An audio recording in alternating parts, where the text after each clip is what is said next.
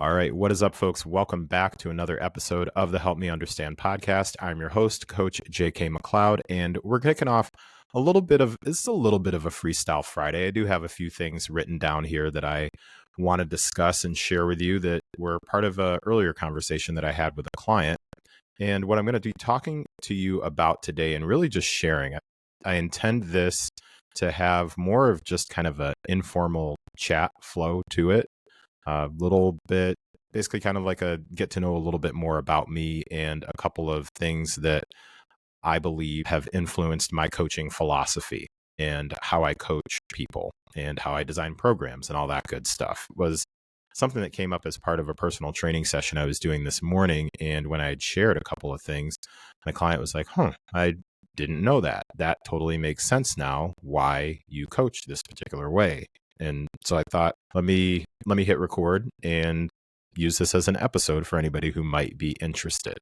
So before getting into that, though, as always, I want to say thank you and express gratitude for choosing to press play on the Help Me Understand podcast. I know that you have plenty of other podcast content that you can consume and you could be listening to now instead of this one. So I don't take it for granted. I truly want to say thank you for including the Help Me Understand podcast in your podcast queue. One last thing with that, if you are listening and you are not yet subscribed to the show or following the show, whether you're listening or watching on YouTube, Apple Podcasts, and Spotify, those are your three big ones. I would just ask that you do me a favor and you hit the subscribe or follow button, whatever the case may be there. That would be super helpful.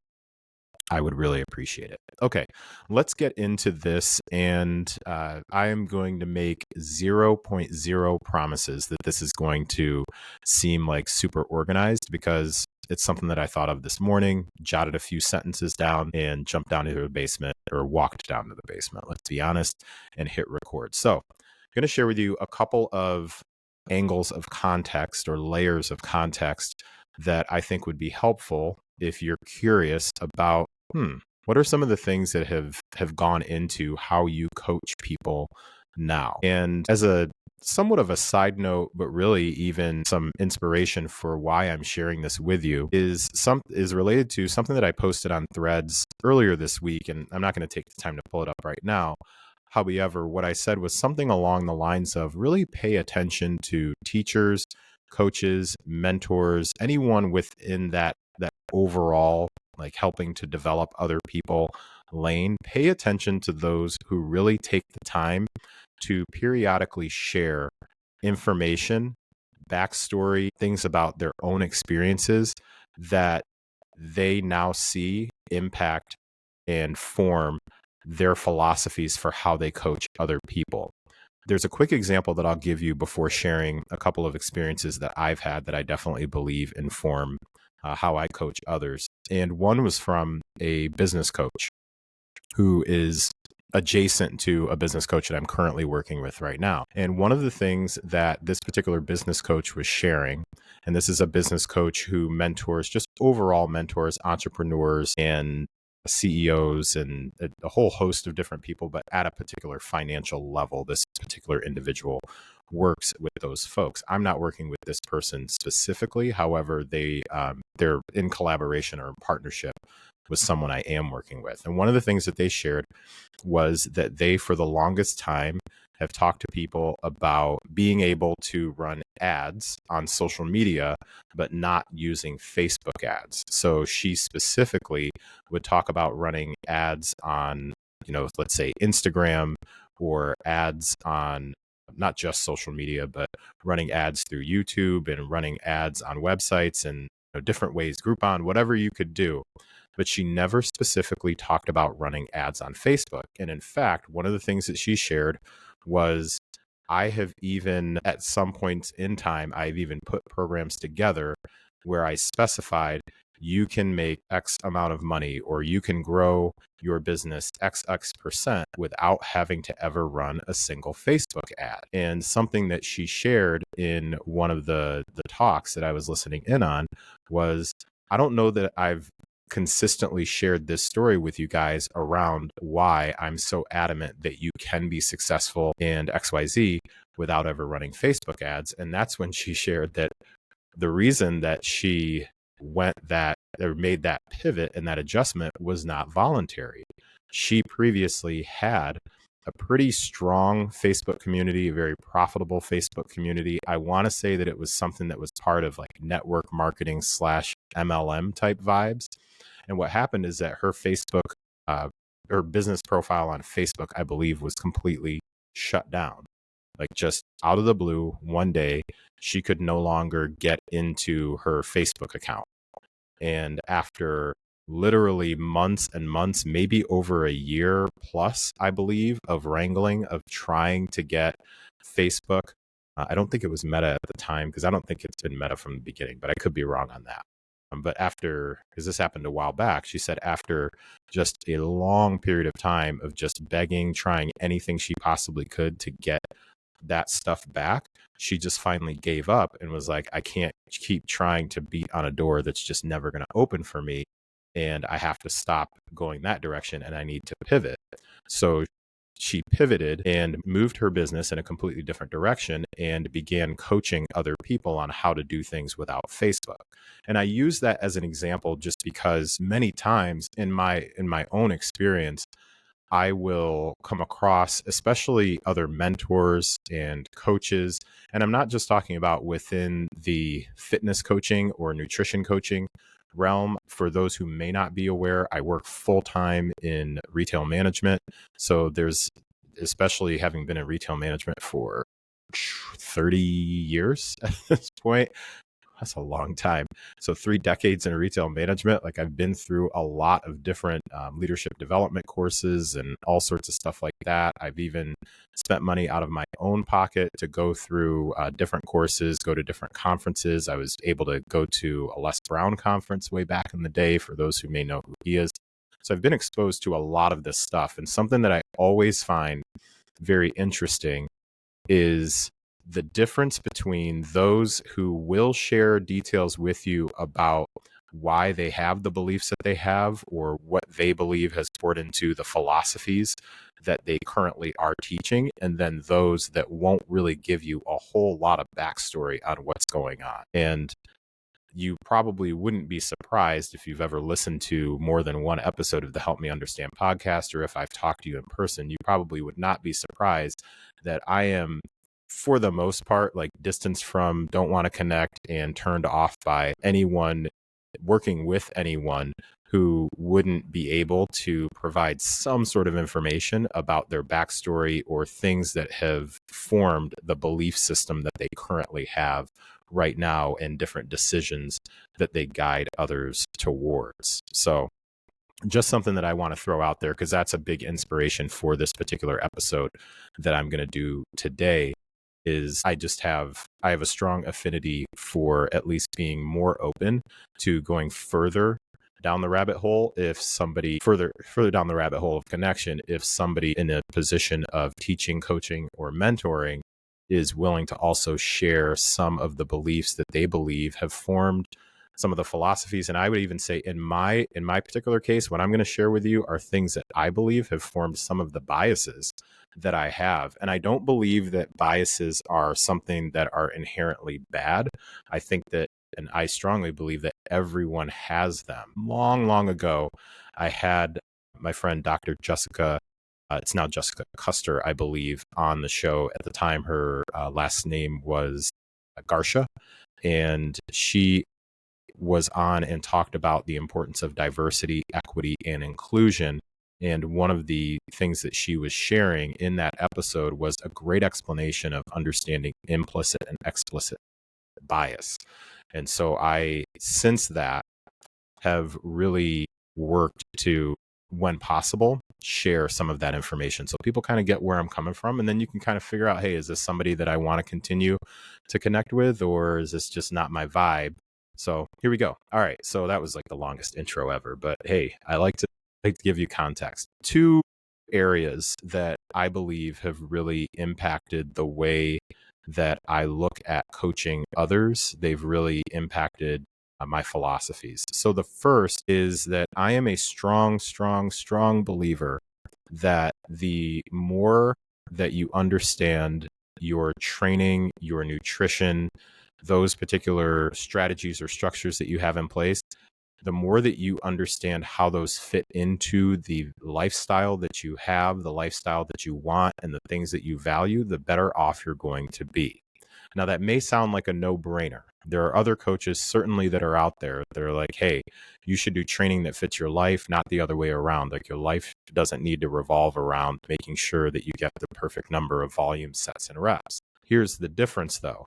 Some folks just say that because they know that that's the right, quote unquote, right thing to say. And it plays well from a marketing standpoint, especially when you are trying to appeal to what we call lifestyle folks or Gen Pop, general population folks. I even myself describe myself as a lifestyle-centric fitness advisor and personal trainer, meaning that I work with getting an understanding of what your lifestyle is like, and then let's put the program together versus let me build you a training program and then good luck, sister. I hope you can get all these workouts in. That's just not the way I work.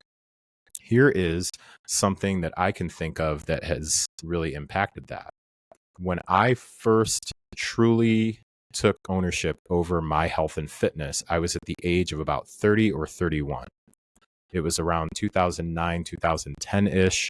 And I had just been let go from my full-time job. I had a full-time job and a part-time job. So I had just been let go from the full-time job unexpectedly. I basically got fired for a policy violation that I still to this day, I'm like, that didn't really happen that way, but sure. So that was like my whole messy situation there.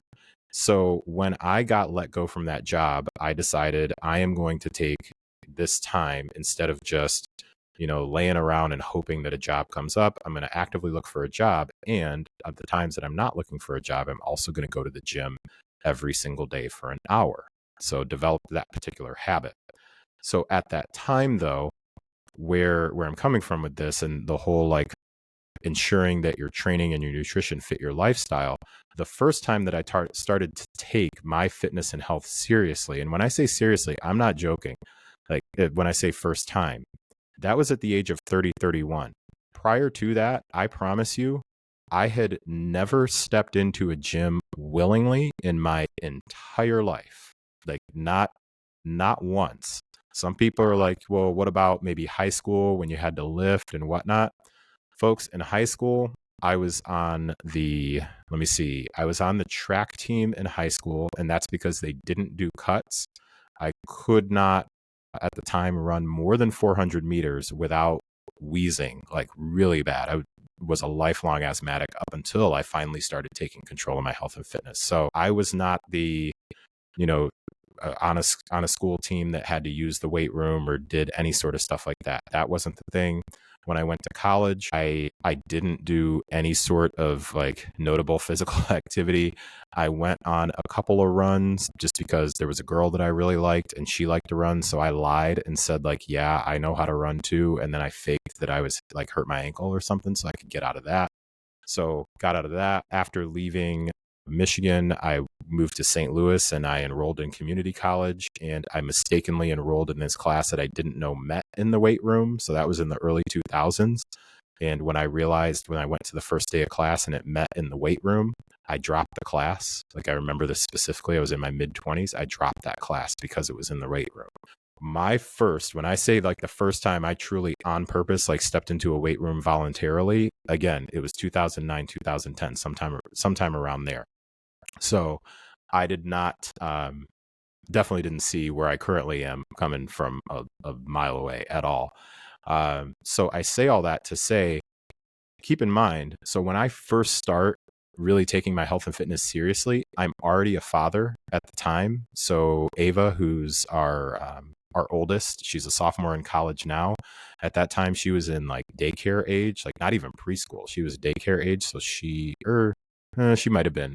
So if it was 2009, she was born 06. So she would have been 3, maybe 4 years old, somewhere around there.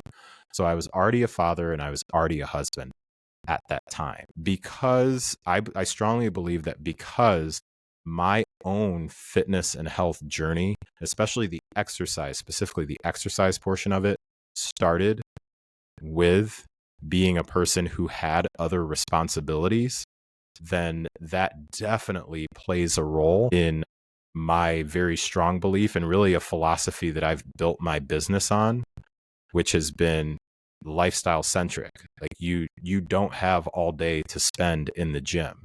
So does it mean that I can't help or can't be effective for those who do have all day to spend in the gym, like somebody who's in their teens or somebody who potentially is still, say, in college and has to go to class, maybe a part-time job, and then they have they have a decent amount of time, they're single, ready to mingle? No, absolutely not. I definitely can be helpful. What I'm saying though is my even for those folks who have quote unquote all day to spend in the gym, sometimes those are the folks who maybe even need the most help because what is that? Parkinson's law, like work expands to the time frame that you give it. So if you give somebody 4 hours in the gym, they can take a workout and make it last for 4 hours when it definitely doesn't need to.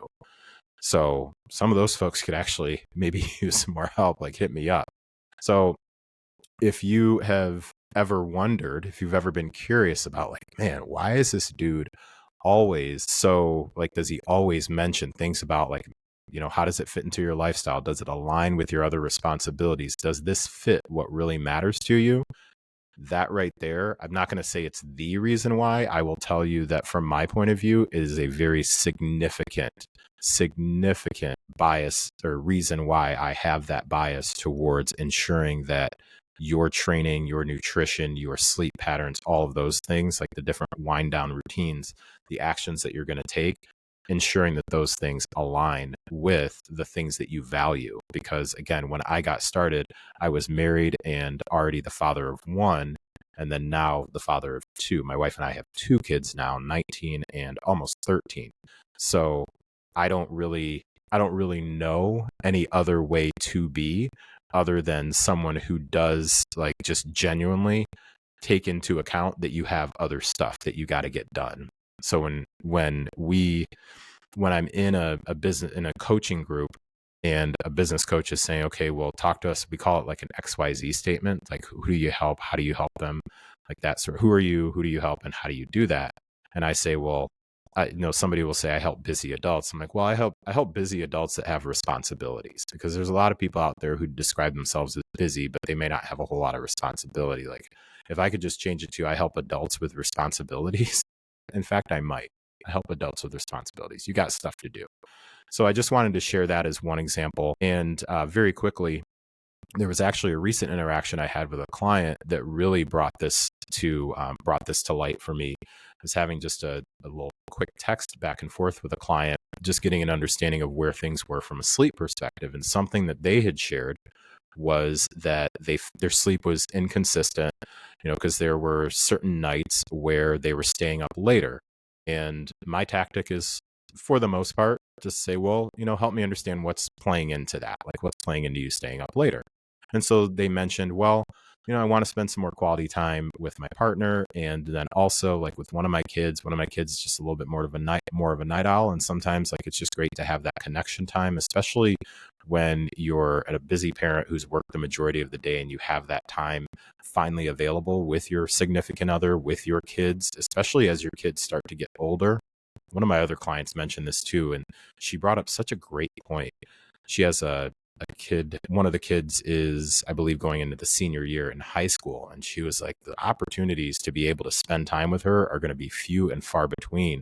So if she wants to just stay up and chill and vibe until like midnight, I only have so few more of those nights available with her.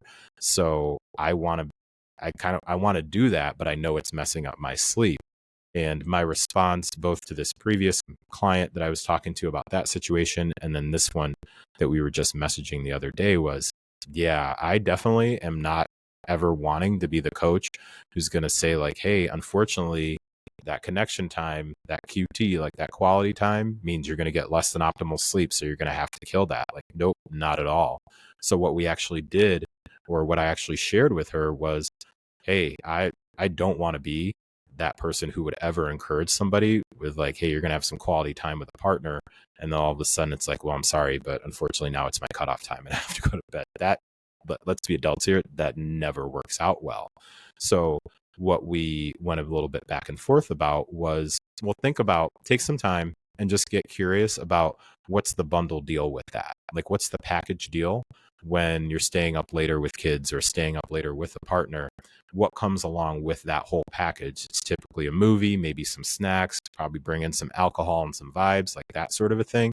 Okay, so is it a piece where all of that, is it like a basically kind of like a package that you can't swap certain things out? Like, does it have to be 3 glasses of wine? Or based on, how you've been talking about how your recovery has felt, should you possibly bring it down to 1 and you still get the quality time? Or if it's like, 7 different snacks, you can bring it down to 4 and there's still quality time. So really approaching it more from that angle, because again, my heavy bias is always going to be, are you able to focus on the things that you truly value as you're working on your health and fitness goals, whether it's getting stronger, improving body composition? Because, getting super lean is fantastic. Getting super lean and then you have like basically broken your relationship is not fantastic. So just keeping that in mind. So that's one thing that definitely plays into my philosophy when it comes to really ensuring that your training and your nutrition are things that add value to your lifestyle versus take away from it. So that's where some of my context comes from there. All right. And then this other one I'm going to share with you really starts with coming out of high school. I initially went to Michigan State University. If you're watching this on YouTube, or I think on Spotify, it'll be on video. You'll see a Spartans flag in the background. So I initially went to Michigan State University, and I lasted a whopping 3 semesters there before they informed me that because I wasn't going to class, I couldn't stay enrolled in the university. So yeah, I got kicked out of school. However, initially, my declared major was apparel design and textiles. I wanted to be a fashion designer. So this is a whole different podcast episode, but definitely I was one of those folks who didn't do a ton of research about what it really involves, especially when it comes to the amount of science at the time that was required to get that particular degree. I had no interest in understanding different fabrics and the chemicals and all of that stuff. I just wanted to design clothing. That was my thing. But anyways, I forayed that initial interest into starting to work in retail, and specifically in soft lines or fashion retail. So I worked for the Gap for about 5 years, and then I moved over to a company called Loft, which was owned by Ann Taylor. I ran 3 different locations for them for about 3 to 4 years, I think it was, somewhere around there. But along the way there, something that I noticed, so let me backtrack a little bit. So before working at the Gap and before working at Loft, I worked at a place called J Riggings. And I'm not sure if I've got folks on here that are, let's say, mid 40s, right around where I'm at, mid 40s and older. You may remember a corporation called Edison Brothers. I can't remember all the different stores that they owned. I think they owned Oak Tree, Merry Go Round, and some other spots like that. But J Riggings was a store that they owned, and I worked there prior to working for the Gap. And J Riggings was men's business casual and business attire. But let's say slacks, back when they were called slacks. So slacks, button downs, ties, suits, that sort of a thing. So we were the spot in the mall where you would generally go if you were looking for your first interview suit, or maybe you were a young professional who just didn't have a whole lot of money. We could probably get you 2 suits for a couple $100, that sort of thing. I think I'd say a step below Men's Warehouse, because they're still around and they're still kicking, but our stuff was a little bit less expensive. So I went from working in that men's environment to then working at the Gap and being in a primarily female environment. In fact, I ran one of the few Gap locations in the country that was women's only. So it was a women's only Gap store in St. Louis. And something that I noticed right from there, and this is something that now informs or has led to bias that I have with how I do coaching. Something that I noticed is when guys would come in to J Riggings, and even when they came into the Gap, to be quite honest with you, but more like J Riggings because you were trying to get business attire. When guys would shop for business attire, they would come in and they'd, I'd ask, hey, what do you got going on? It'd be, yeah, I've got an interview coming up, or yeah, I just finally landed a job and I got to do business casual. So it can't be shorts, t-shirt, that sort of thing. So we would find something that, from a wardrobe standpoint, we put together a few different outfits for them. I used to hate the word outfit too, but we put together a few ensembles for them. And what I noticed with the guys is if something didn't fit quite right, then it was very normal if it didn't fit off the rack, that it was like, oh, hey, we can just have, you can either go to a tailor or we can have a tailor, change the sleeves for you. If it's a shirt that was a little too blousy, which keep in mind, this was like 2000, early 2000s. So blousy was maybe a little bit more in for the fellas. That's back when we were wearing like business casual to the club, if you remember that. But guys, then we maybe would have the sides of the shirt like taken in somewhat. So maybe it tapered just a little bit more. If pants didn't quite fit right around the waist, then they would just kind of take the pants in.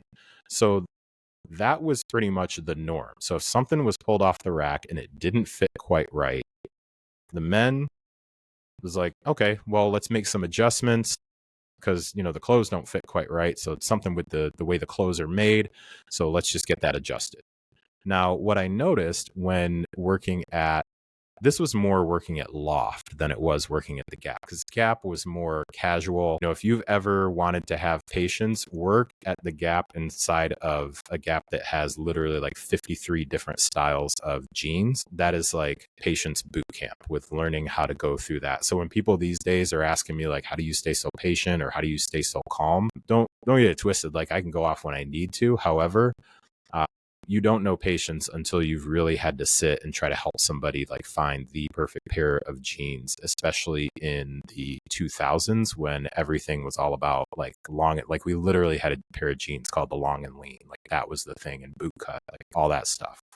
So didn't notice as much there, but what I noticed at Loft, because Loft was more like your casual to business casual type stuff, like not quite Ann Taylor, who was like the parent company.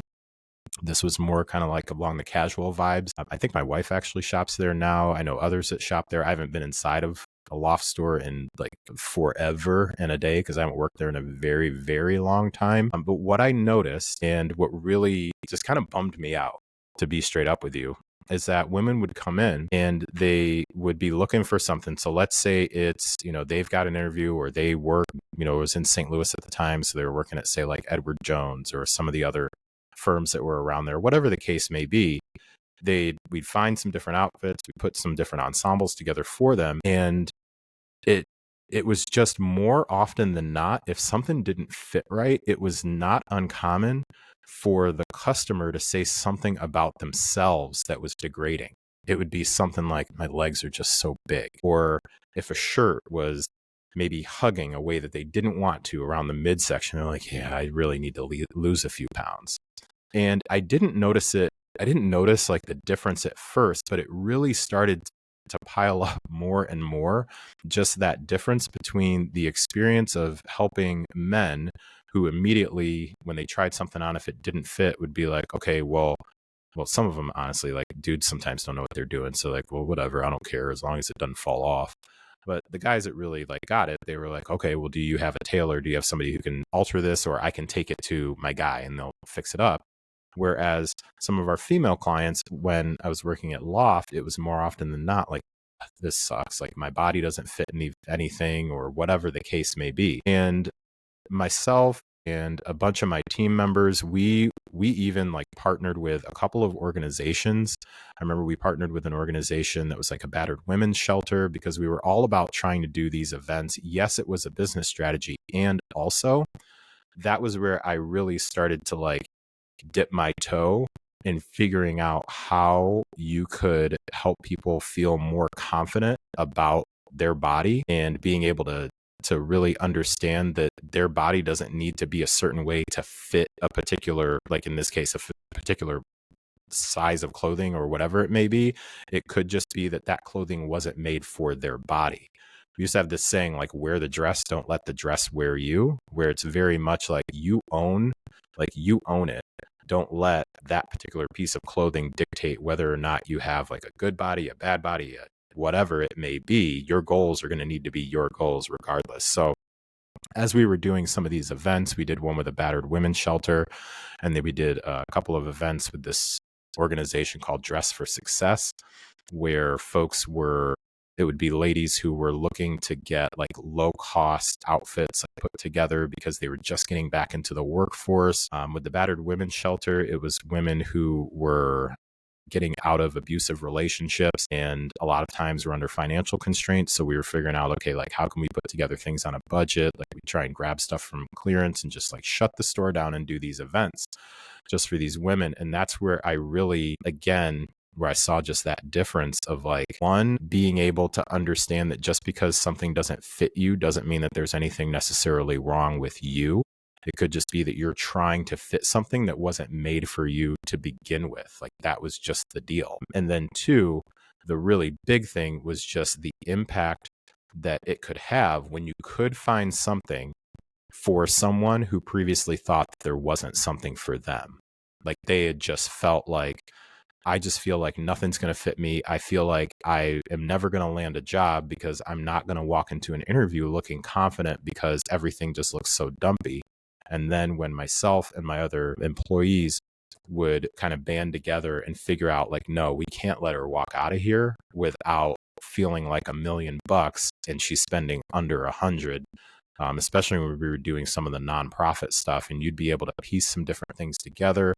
And, you know, it was back in the day, back in the day where everything was like adding a statement necklace. And ladies, if you're listening, you totally know what I'm talking about, those days. And just the feeling that I would get from being able to help people put things like that together, and then training my team on it being about more than just like, are you getting 3 units per sale? Those of you who've worked retail, you totally know what I'm talking about, the units per transaction deal. It was more about, are you sending them out feeling great about what they just put together? Because man, like the right outfit, the right shoes, like everything together can make a world of a difference. And as I then started to take ownership over my own health and fitness journey, I started to understand that, yeah, you can absolutely put together different outfits and things like that that can have people feeling confident. And then also there needs to be an understanding that that confidence ultimately is going to have to start from the inside, not just the outside. Because I even for a while had made a very feeble attempt to get into image consulting, and specifically trying to help people who were trying to get back on their feet and they were trying to work on a budget. So like trying to go to different thrift stores or go to websites and try to find stuff on eBay, like go to Salvation Army, Goodwill, put things together and be like, hey, we're shopping with $150 and you need 2 outfits for a new job. Okay, so we're going to get 2 pairs of pants and 3 shirts. And I tried that. It did not go very well just because I was trying to do too much, quite honestly. But then a few years later, as I start to get into training, I totally see the correlation now. So this is kind of where I'm going with this, and where I'm going to end this episode very shortly, is I now see the correlation in the layers of context and experience from those days working with, first helping men put outfits together, then helping women put outfits together, and then understanding, just like, quite honestly, from my point of view, like just the different psychology that was going into the whole, like, okay, well, if I get it off the rack and it doesn't fit, there's something wrong with the clothing, or there's something wrong with me, sort of vibe. And then really that belief that, like, if you can get somebody some early wins, then maybe they start to take care of themselves a little bit better. And then the sky's the limit, basically, from there. So that definitely has impacted me. So not only, as I mentioned first, like my lifestyle-centric approach, I started off as a father and a husband when it came to fitness. So I'm always going to be that person who's just got some curiosity around how are things going just overall as far as this program fitting into your life. And then also just, again, my experience from really retail clothing, like retail fashion, especially women's retail fashion, that experience with really helping people to shift the narrative that if something didn't fit off the rack, it didn't necessarily mean that there was something wrong with the person. It's just literally that thing was not necessarily made specifically for you. So let's put together something that's made more for who you are and where you are right now. And then if you want to continue to like work on yourself and do some different things and maybe other things fit a little bit differently in the future, fantastic. You can start working on that. However, let's start with where you're at right now, because we can still have you walking out feeling fantastic right now. And I see that translate into training and habit development right now, because right now it's about, okay, well, let's start with where you are right now. Yes, it would be great if you were getting 0.7 grams of protein per pound of body weight, but that's not where you are right now. That doesn't mean that there's something wrong with you. It means that you are trying to squeeze yourself into a template that wasn't made for you, a meal plan that wasn't made for you. So why don't you start with something that's made for you? So with training, same thing. Yes, that body part split, that 5-day chest, back, buys, legs, shoulders, abs, all that stuff. Great. That's a great program. Just because it's not working, like fitting into your lifestyle, doesn't mean that there's something wrong with your lifestyle. It means you're trying to take something that wasn't made for you. So it's like picking out a piece of clothing. It wasn't made for you. So let's find something that's actually tailored to you. So I'll go ahead and bring this to a close. So if you are, by the way, if you are interested in trying to figure out what it would look like to have a program, a training program, and also some structure with your habits that would be actually made for you, that is what I do. So reach out to me. You can hit me up on Instagram at Coach JK McLeod. You can email me, jk@jkmcleod.com. If nothing else, if you forget both of those pieces, they're in the show notes, or you can probably Google Coach JK at this point, and I think something's going to come up that'll lead you back to me. So with that, I do appreciate you listening to this episode of the Help Me Understand podcast, where again, I took some time just to straight off the dome talk to you about some previous experiences that I believe have truly played a role in the philosophies that I have as a coach. So thank you again for listening. I truly appreciate it. Take care, and I'll talk to you next time.